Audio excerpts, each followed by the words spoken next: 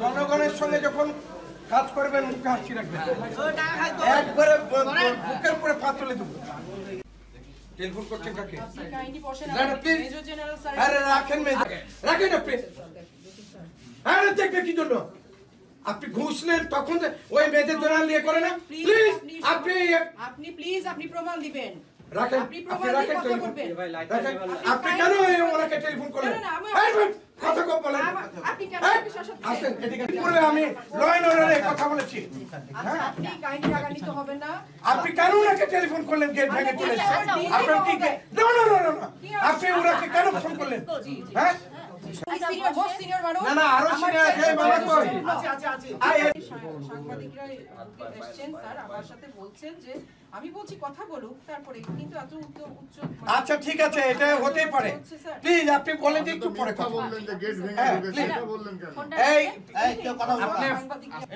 হ্যাঁ দাঁড়ান, এই ওনাকে দেখি একটু দেখি ওই যে কতদিন ওনার এখানে আসে সমস্ত ক্যাম্পগুলি আসছে, আমরা এসেছি এবং সাংবাদিক ভাই বোনরা এসেছে। আপনারা জানেন ইতিপূর্বে আমরা রাজশাহী যে সমস্ত অফিস আদালতগুলি অনিয়ম দুর্নীতি হচ্ছে সেই সমস্ত জায়গায় যাচ্ছি। এই পেপারটা দেখি আমরা রেলে গেছি, রেলের জিএম সাহেব আপনার চেয়েও মানে আপনার ব্যাপারে আমরা খোঁজ খবর নিয়েছি ভালোবাসি। সে আলখাল্লায় এত বড় দাঁড়িয়ে এসে কিন্তু তার যে চিত্র মানে আপনি কোনো টেলিফোন ধরবেন না, নিয়ম ব্যবস্থা অনিয়ম ঘুষ দুর্নীতি মানে এটা একবারে 52 বছরের ইতিহাস থাকে। প্লিজ হ্যাঁ, তো সেই জায়গায় গেছি এই ধরনের আচরণ সে করে।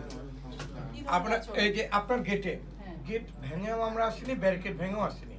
আমাদের নাগরিকদের অধিকার, আমরা যে কোনো অফিস আদালতে যেতে পারি এবং আমাদের তথ্য অধিকার আইনে আপনার কাছে আমার জিজ্ঞাসা করার অধিকার আছে। আপনি হয়তো পেপার পত্রিকা টেলিভিশন দেখিয়ে ইতিমধ্যেই কিন্তু বেশ কয়েক বছর যাবৎ কিন্তু আপনার এখানে একার ভুল, তাহলে আপনার যারা কর্মকর্তা আছে তারা তো বলে দিবে যে প্লিজ আপনি এই ফর্মটা আবার ঠিক করেন।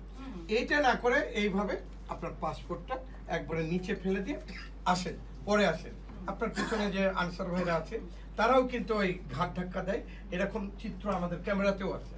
সেই ক্ষেত্রে মনে করেন আপনি যে বললেন যে আমাকে প্রমাণ দিতে, আপনার প্রমাণ নাই, আপনাদের প্রমাণ কত লাগবে আপনি বলেন যে একবার সেন্ট্রাল থেকে শুরু করে উনি যাকে ফোন দিলেন আপনাকে রক্ষা করবে না, রক্ষা করবে আল্লাহ। আপনি যে মনে করেন আপনাদের গোটা বাংলাদেশের যে মনে করেন অব্যবস্থাপনা, তার জন্য জনতা ছাত্র সবাই মিলে কিন্তু দীর্ঘদিন আন্দোলন করার পর আল্লাহ কবুল করেছে যে এই ধরনের মানে অপরাধীদের হাত থেকে